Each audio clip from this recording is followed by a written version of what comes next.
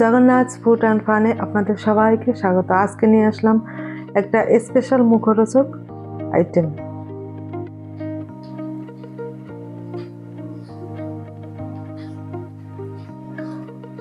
এর জন্য লাগবে আমি হাফ বিট নিয়েছি, একটা গাজর আর দুটো সিদ্ধ আলু। এগুলো ভালো মতো ছুলে নেব, ছুলে গ্রেট করে নেব।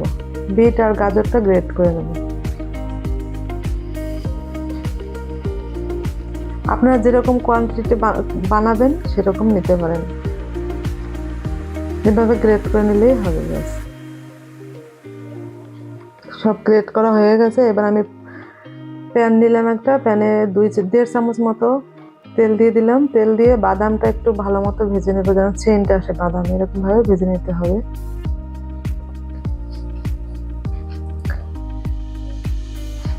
আর এর জন্য যে মশলা লাগবে, মশলাটা আমি আগেই বানিয়ে নিয়েছি।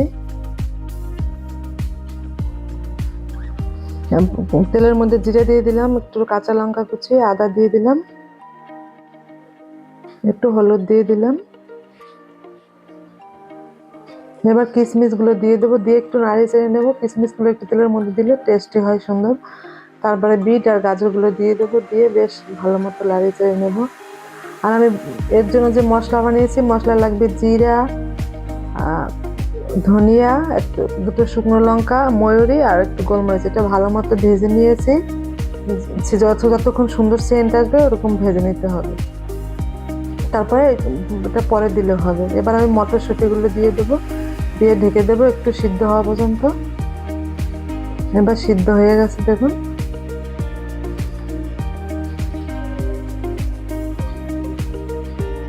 এবার এই মশলাটা আমি দিয়ে দেবো, আপনারা যেরকম চান সেরকম মশলাটা দিয়ে দেবেন, 2 চামচ 3 চামচ চা হোক। এবার আলুগুলো ভেঙে দিয়ে দেবো। আলুটা দেওয়ার পরে আপনারা লবণ চিনি যতটা প্রয়োজন ততটা দেবেন, আগেই দিলে তাহলে এটা কম বেশি হতে পারে। দিয়ে ভালো মতো লাড়িয়ে একদম আঠা আঠা করে একটা ডোর মতো বানিয়ে নিতে হবে।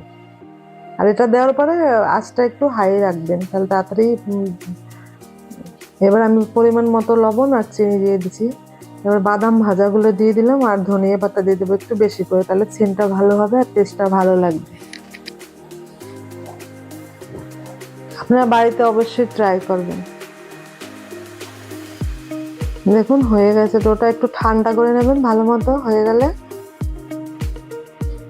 হয়ে গেছে, আমি ঠান্ডা করে নেব। এদিকে আমি ব্রেডের একটু গুঁড়ো বানিয়ে নেব।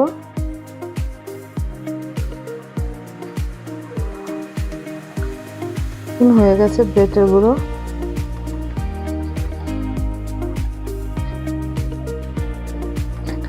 দিকে একটা বাটিতে আমি 2-3 চামচ কর্নফ্লাওয়ার নিলাম আর 1 চামচ ময়দা। আবার তারপর একটু লঙ্কার গুঁড়ো, একটু হলুদের গুঁড়ো আর অল্প একটু লবণ নেব। দিয়ে একটা ভালো গোলা বানিয়ে নেব, খুব পাতলা না, একটু ঘন মতো একটু গোলা বানিয়ে নেব, যেন কোটিংটা সুন্দর হয়। কোটিংটা সুন্দর না হলে ওটা তেলের মধ্যে ফেটে বেরিয়ে যাবে, ভাজাটা সুন্দর হবে না। এই জন্য তো গোলাটা আপনারা একটু ঘন রাখার চেষ্টা করবেন। হয়ে গেছে। এবারে চপটা আপনারা যে কোনো আকারে বানাতে পারেন, বানিয়ে এরকম কোটিং করে নেবেন। কোটিং করে ব্যাস এবার ব্রেডের পাউডারের মধ্যে ব্যাস এটা মিক্সিং করে নেবেন। ব্যাস রেডি হয়ে গেল। এদিকে আমি চুলায় তেল বসিয়ে দিয়েছিলাম, তেল গরম হয়ে গেছে। এগুলো দিয়ে দেওয়া। তেলটা গরম হওয়ার পরে এটা মিডিয়াম আঁচে রাখবেন, মিডিয়াম আঁচে ফ্রাই করবেন, নাহলে কিন্তু মুচমুচে হবে না।